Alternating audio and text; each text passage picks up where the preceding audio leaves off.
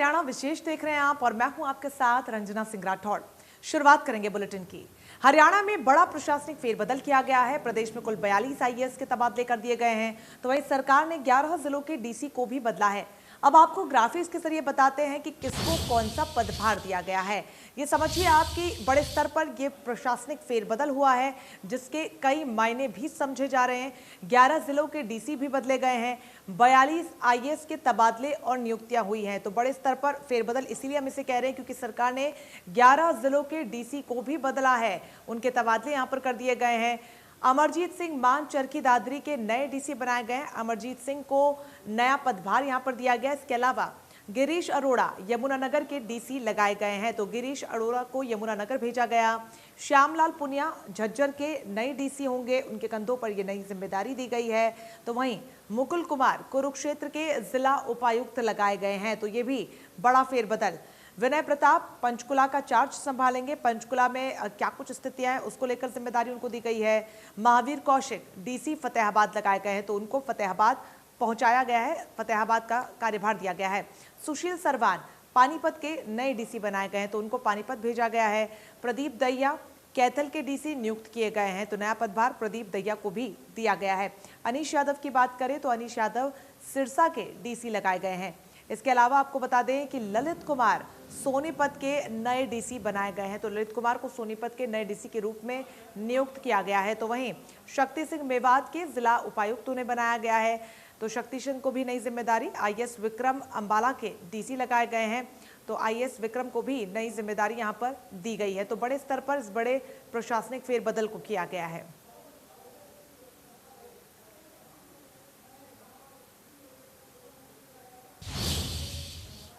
विधायक देवेंद्र बबली विवाद में हर रोज नया मोड़ देखने को मिल रहा है। किसानों ने इस सिलसिले में हिसार दिल्ली हाईवे को बंद कर दिया। रामायण टोल प्लाजा पर किसान लगातार विरोध कर रहे हैं, तो वहीं रामायण टोल प्लाजा पर किसान नेता राकेश टिकैत भी धरने पर बैठे। उन्होंने कहा कि जब तक गिरफ्तार किसानों की रिहाई नहीं हो जाती, किसानों का धरना खत्म नहीं होगा।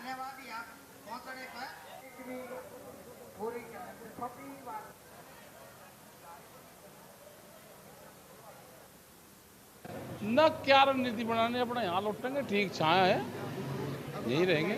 हाँ यहीं रहेंगे। नहीं वहाँ पे कर रहे हो मीटिंग, वो वहाँ से ही बयान जारी करेंगे। नहीं यहाँ तो नहीं कोई आया, आप देखेंगे कोई आ रहा होगा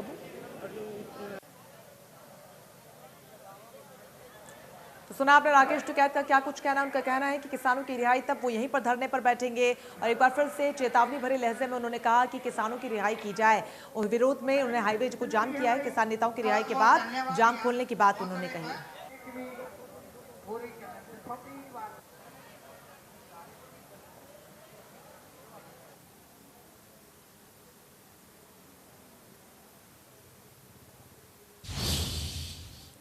किसान नेताओं के घर छापेमारी से किसान बेहद गुस्से में हैं। टोहाना में किसानों ने प्रशासनिक अधिकारियों के सामने विरोध प्रदर्शन किया। मौके पर किसानों को समझाने पहुंचे थे प्रशासनिक अधिकारी। तस्वीरें आपको दिखा रहे हैं। किसान अपनी आगे की रणनीति बनाने में जुटे हुए हैं।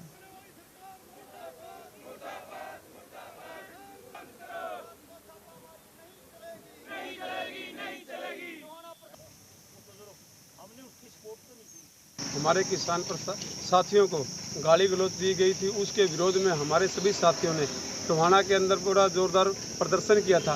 उसके बाद फतेहाबाद डीसी और एसपी फतेहाबाद ने किसानों से आश्वासन लिया था कि इन 2-3 दिन के अंदर जो टोहाना का विधायक है वह किसानों से बात करने के लिए तैयार है। उसके बाद प्रशासन अपनी बात से मुकर चुका है। वो बातचीत की बात को छोड़ करके हमारे किसानों के ऊपर छापेमारी के विरोध में जो हमारे किसान साथी यहाँ पक्का मोर्चा टोहाना के ऊपर इकट्ठा होना शुरू हो चुके हैं। अगर इसी तरह से किसानों के ऊपर अत्याचार हरियाणा सरकार करती रहेगी तो ये पूरा देश का किसान इस आंदोलन को, ये सरकार चाहती है कि टोहाना को हरियाणा के गृह एवं स्वास्थ्य मंत्री अनिल विज ने कहा कि ब्लैक फंगस के मामलों को देखते हुए टेंडर किया गया था और केवल एक कंपनी ने अप्लाई किया है, लेकिन नियमों में बदलाव कर टेंडर जारी किया गया है। तो वहीं दूसरी तरफ कोरोना की तीसरी वेव को लेकर सरकार पूरी तरीके से अलर्ट पर है और पूरी तैयारी कर रखी गई है। जो वायरस आएगा वो बच्चों को ज्यादा करेगा, अब इस बात का स्पष्ट नहीं है, पर चूंकि कहा जा रहा है इसलिए उसके बारे में भी हमने कल विचार किया है और पेडिशियन जितने रखने हैं वो हमको रखने पर हमने सहमति प्रदान की है। हमने उस टेंडर को खोलने की इजाज़त दी है और उस कंपनी को 15,000 इंजेक्शन का हमने टेंडर किया था, उनको ऑर्डर। और अब बात वैक्सीनेशन की, जिसको लेकर विपक्ष लगातार सरकार को घेरने की कोशिश कर रहा है। बड़ी तस्वीरें आपको दिखा रहे हैं कि नूंह में कांग्रेस विधायक आफ्ताब अहमद की अगुवाई में डीसी को राष्ट्रपति के नाम एक ज्ञापन सौंपा गया। तो वहीं कांग्रेस अध्यक्ष कुमारी शैलजा के निर्देश पर पंचकुला में पूर्व उप मुख्यमंत्री चंद्रमोहन और कांग्रेसी नेता प्रदीप चौधरी की अगुवाई में कोविड प्रोटोकॉल का पालन करते हुए कांग्रेसी कार्यकर्ताओं ने, आपको बता दें, राष्ट्रपति के नाम उपायुक्त को ज्ञापन सौंपा। इस दौरान कांग्रेस कार्यकर्ताओं ने मांग की है कि केंद्र सरकार को सभी भारतीयों का टीकाकरण सुनिश्चित करने के लिए नई टीकाकरण नीति लानी चाहिए और पूरे भारत में सभी के लिए टीकाकरण मुफ्त होना चाहिए। तो वहीं कुरुक्षेत्र के लघु सचिवालय पहुंचे दिग्गज कांग्रेस नेता अशोक अरोड़ा की अगुवाई में कांग्रेस कार्यकर्ताओं ने राष्ट्रपति के नाम ज्ञापन सौंपा। सिरसा और पलवल में भी कांग्रेस नेताओं ने ज्ञापन सौंपा।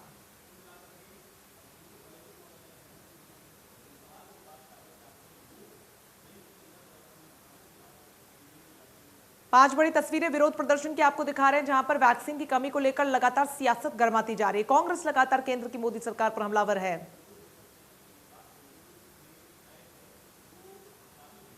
देश की सरकार ने बहुत बड़ा अपराध किया, लाखों लोग मारे गए, लाखों बच्चे बेघर हो गए और उसका इंतजाम नहीं कर पाई। कहीं बेड नहीं मिला, कहीं ऑक्सीजन नहीं मिली, तो लोग तड़पते रहे हॉस्पिटलों के बाहर। परंतु ये सरकार विफल रही है, पूरी तरह से दोषी है। अब जबकि आशंका जताई जा रही है कि इसकी कोरोना की तीसरी लहर भी आएगी और ऐसे में इसकी कोई दवाई तो है नहीं, एक वैक्सीन ही है जो इससे बचाव कर सकती है। परंतु जिस प्रकार की रफ्तार से केंद्र की सरकार ने वैक्सीन खरीदने का काम किया या वैक्सीन लगवाने का काम किया, मैं तो कहूँगा उसमें भी उपहार करने का काम करते हैं। समस्त हरियाणा के अंदर कांग्रेस पार्टी का ऐलान था कि जिला उपायुक्त के द्वारा और महामहिम राज्यपाल जी को, राष्ट्रपति जी को, प्रदेश के अंदर जो भाजपा जाजपा सरकार का नंगा नाच चल रहा है, जो कोरोना में जो बद इंतजामी, लापरवाही और भाजपा के विधायक, सांसद और मंत्रियों की मिलीभगत से जो हरियाणा में कालाबाजारी, ऑक्सीजन के नाम पर भी इंडस्ट्रियल ऑक्सीजन जो कि मनुष्यों को नहीं दी जा सकती, रेमडेसिविर दवाई और जो प्रदेश के अंदर कर्मचारियों की छटनी, आए दिन जो महंगाई की मार लोगों के ऊपर पड़ रही है, बेरोजगारी बढ़ रही है, उन सब बातों को लेकर के आज हमने उपायुक्त महोदय को, जो धारा 144 को मानते हुए ज़्यादा लोगों को हमने इकट्ठा नहीं किया और हमने ये ज्ञापन दिया है। बाकी 40 साल दलाल साहब ने बताया, उसके अतिरिक्त जो केंद्र की और राज्य सरकार की जो विफलता है वैक्सीनेशन के बारे में विशेषकर, उसका उल्लेख किया गया है कि वैक्सीनेशन की जो नीति रही है इस सरकार की पूरी तरह से विफल रही है। बड़े अफसोस की बात है कि केवल अब तक पूरे भारतवर्ष के अंदर 3.5% लोगों को भी वैक्सीनेशन अभी पूरी तरह से नहीं हुआ है। 140 करोड़ के लोगों को किस तरह से वैक्सीनेशन कर पाएंगे? वैक्सीनेशन की जो इनकी सरकार की जो विफलता है वो पूरी तरह से ये सरकार फेल हुई है।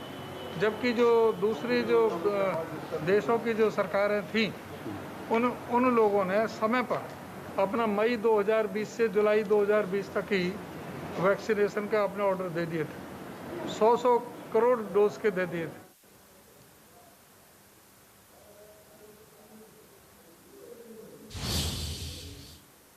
रेवाड़ी की टीएसडी कैंटीन को कोविड के कारण लंबे अंतराल के बाद 1 जून से नियमों के साथ खोल दिया, जहां पर पूर्व सैनिक अपने कोटे की शराब और अन्य सामान खरीदने के लिए करीब आधा किलोमीटर लंबी लाइन में खड़े नजर आए। इस मौके पर जमकर सोशल डिस्टेंसिंग की धज्जियां उड़ती हुई नजर आई। तस्वीरों में आप सब कुछ देख सकते हैं। वहीं पूर्व सैनिकों से बात की तो उन्होंने कहा कि टोकन सिस्टम तो बनाया गया है ताकि लोग मैसेज मिलने के बाद आएं, लेकिन समय पर जब मैसेज ही नहीं मिलता तो ये सुबह सवेरे ही यहाँ पर आ जाते हैं और भीड़ लग जाती है, जो कि सभी के लिए घातक है।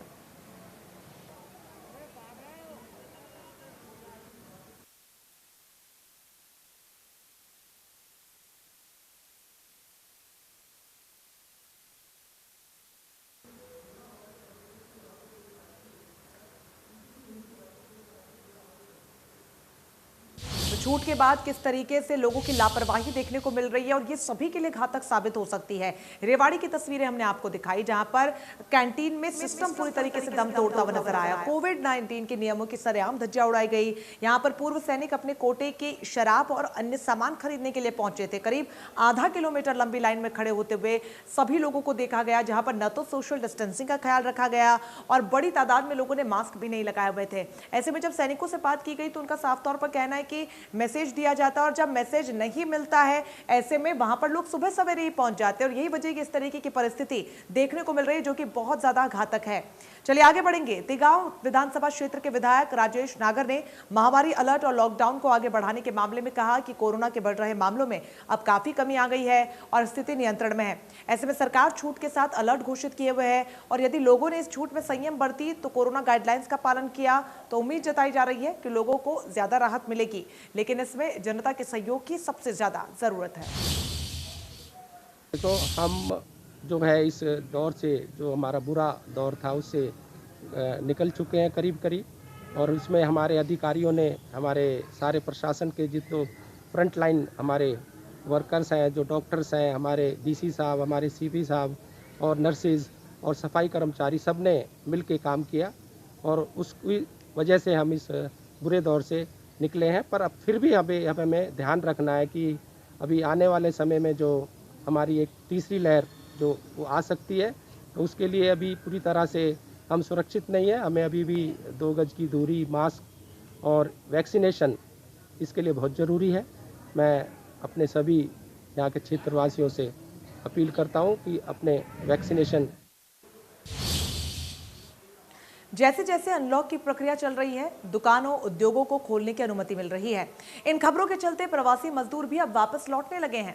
इस बार ट्रेन्स बंद न करने के प्रवासी मजदूर काफी खुश नजर आए और मौके पर हमारे सहयोगी देवीदास शारदा ने प्रवासी मजदूरों और अधिकारियों से खास बातचीत की। क्या कुछ उनका कहना है, आप ही सुनिए। कोरोना की दूसरी लहर में जैसे लॉकडाउन लगाया गया तो बिहार जो प्रवासी भाई थे उनको ऐसा लगा कहीं पहले की तरह ट्रेन बंद ना हो जाए या दिक्कत ना हो जाए, तो उसको लेकर ये अपने अपने गाँवों की तरफ रुख कर लिया था और काम धंधे थे सब चौपट हो गए थे। अब दोबारा से जिस तरह से अनलॉक की प्रक्रिया शुरू हो गई है, दुकानें भी खुलने लगी हैं, फैक्ट्रियों को भी सरकार ने चलाने की अनुमति दे दी है, तो जो बिहार से यूपी से जो लेबर है वो भी वापस आनी शुरू हो गई। इस समय खड़े रेलवे स्टेशन यमुनानगर, जानते उनकी जुबानी कैसा रहा, उनका ये एक्सपीरियंस था। आपका नाम? मुकेश कुमार। तो आप क्यों गए थे और आप जो वापस लौटे किस तरह की कोई दिक्कत, क्या मन में डर था? डर था कि पिछले ऐसा फिर ऐसे नहीं बंद है। पिछली बार बोला था कि बस 2 दिन के लिए बंद है, फिर 21 दिन कर दिए, उसके बाद बढ़ता ही गया और काम भी बंद हो गया, इसलिए सोचा कि पहले ही निकल जाते हैं, अभी चल रहा है बस ट्रेन। तो धन्यवाद सर। आपका नाम? जी मेरा नाम संतोष गोपाल, हम बिहार से हैं जी। जैसे लॉकडाउन बंद हुआ हम लोग चले गए घर, अभी जैसे चालू हुआ तो फिर हम लोग वापस आ गए काम करने। जी जी धन्यवाद। हमारे साथ मौजूद है SHO जो GRP यमुनानगर नरेंद्र प्रसाद जी।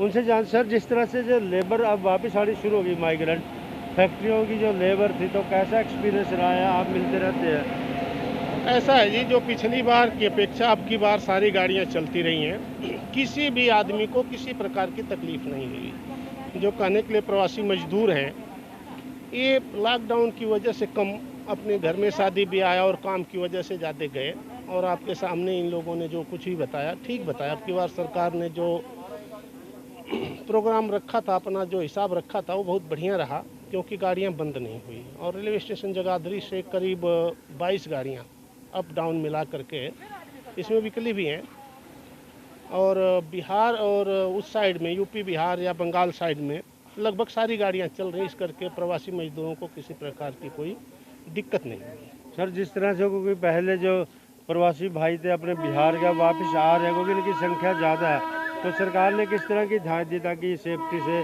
सुरक्षा से अपने घर तक पहुंचे?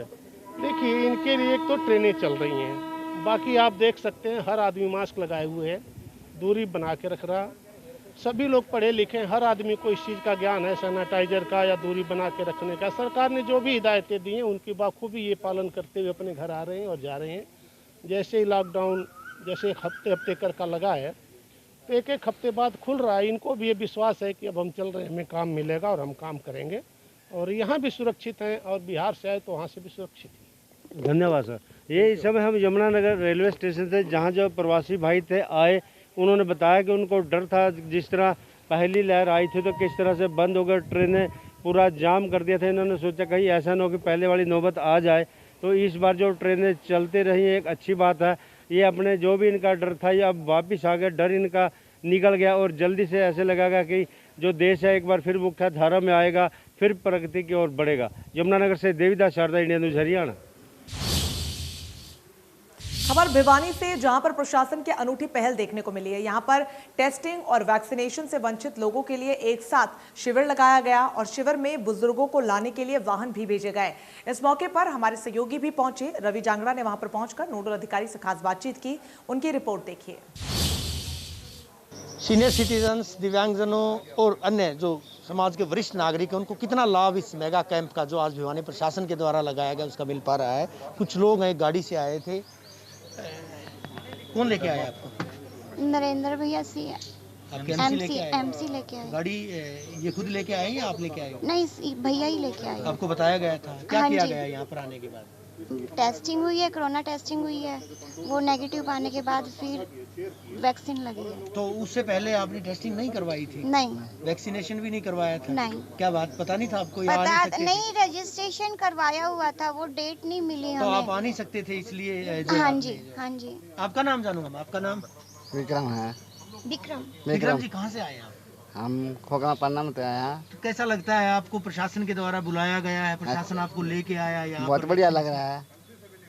अगर प्रशासन नहीं लेके आता, गाड़ी नहीं भेजते तो आप नहीं आ सकते? नहीं, कोई आ सकता। तो कितना फायदा कितना मिला? बहुत फायदा मिला है। तो अभी बच पाओगे आप कोरोना से? हाँ, बच पाऊंगा। तो वैक्सीन भी लगी है गाड़ी में? हाँ, जाँच हुई है आपकी? हाँ, जाँच हुई है। और उसके बाद वैक्सीन भी लगी है? हाँ। चलिए, दोनों काम यहाँ पर गाड़ी में ही जो है वैक्सीन भी लगी है, गाड़ी में ही जांच भी की गई है। तो जांच के बाद ही जो है वैक्सीनेशन का कार्य किया गया है। तो कहीं ना कहीं अगर बात करें, संभवतः इस तरह की पहल अगर दूसरे जिलों में भी की जाए, अगर दूसरे जिले भी इसका अनुकरण करें, इसको फॉलो करें, तो निश्चित तौर पर पूरे प्रदेश को कोरोना फ्री किया जा सकता है। क्योंकि बहरहाल जो विकल्प है वो एकमात्र विकल्प यही है कि तमाम लोगों की वैक्सीनेशन की जाए, लेकिन उससे पहले टेस्टिंग ज़रूरी है। क्योंकि अगर टेस्टिंग नहीं की जाती है, अगर कोई संक्रमित है और उसके बाद वैक्सीनेशन की जाती है, तो निश्चित तौर पर उसके खतरे बढ़ सकते हैं। वीडियो जर्नलिस्ट अवस्थी के साथ खबर पलवल से, जहां पर कोरोना के नेगेटिव होने के बाद लोगों को स्वास्थ्य संबंधी समस्याओं के समाधान के लिए नागरिक अस्पताल पलवल में उमंग ओपीडी संचालित की जा रही है। Civil surgeon Palwal doctor Brahmdeep ने बताया कि जिले में लगभग हर 10,000 के करीब लोग कोविड पॉजिटिव हो चुके हैं। ऐसे मरीजों की रिपोर्ट नेगेटिव आने के बाद उनमें कई प्रकार के स्वास्थ्य संबंधी लक्षण भी सामने आए हैं। उमंग ओपीडी में डॉक्टरों द्वारा ऐसे मरीजों को परामर्श दिया जा रहा है ताकि वो शारीरिक व मानसिक तौर पर स्वस्थ हो सके।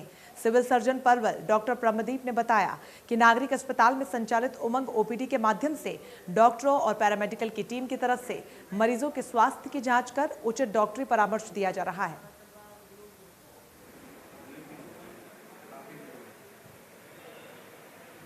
मेरी लोगों से यही अपील है कि हमें आफ्टर कोविड आप कोविड से अच्छी से अपनी लाइफस्टाइल और जो दवाइयाँ चिकित्सक की सलाह से ले रहे हैं उससे रिकवर हो रहे हैं। अगर कोई दिक्कत फिर भी आ रही है तो घबराने की ज़रूरत नहीं है।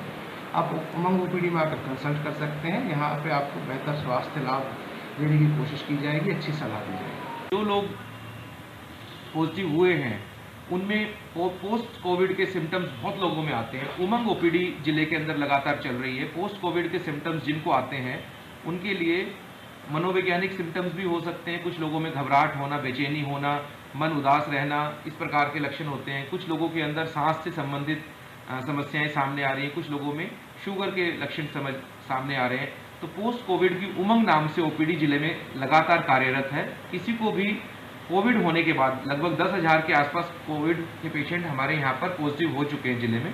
उनमें से जिसको भी ऐसी समस्या होती है ये उपचार निःशुल्क उपलब्ध है। आप अपना इलाज जरूर कराएं इस चीज़ के लिए उमंग ओपीडी या पोस्ट कोविड ओपीडी में, और बीमारी को अंदर अंदर बढ़ने का मौका ना दें। पंचकुला पहुंचे हरियाणा के कृषि एवं किसान कल्याण मंत्री जेपी दलाल ने कहा कि मार्केटिंग बोर्ड द्वारा प्रदेश में कई स्थानों पर किसानों के लिए बहुत ही शानदार एग्रो मॉल का निर्माण किया गया है ताकि इनमें किसानों को लाभ मिलने के साथ साथ बोर्ड के राजस्व में भी वृद्धि हो सके। कृषि एवं कल्याण मंत्री ने सेक्टर 20 स्थित एग्रो मॉल का दौरा कर आवश्यक जानकारी ली। उन्होंने कहा कि एग्रोमॉल के माध्यम से किसानों को उनके उत्पाद बेचने के लिए दुकानें प्रदान की गईं। उन्होंने अधिकारियों को निर्देश दिए कि वो एग्रोमॉल को पूर्ण रूप से आबाद करने के लिए बेहतर पॉलिसी क्रियान्वित करें ताकि किसानों को भी इसका भरपूर लाभ मिल सके।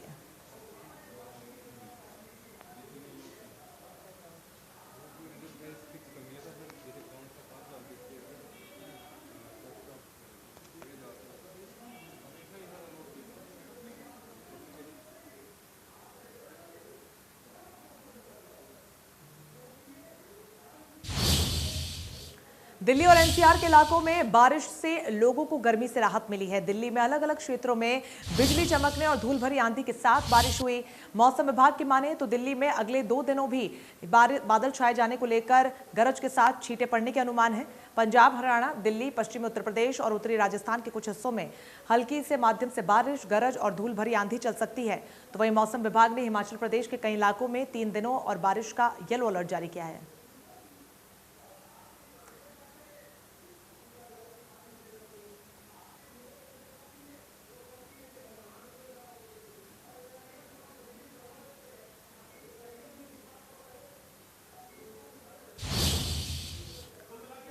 इसी के साथ हरियाणा विशेष में फिलहाल के लिए बस इतना ही, लेकिन लगातार बड़ी खबरों के लिए बने रहिए हमारे साथ। नमस्कार।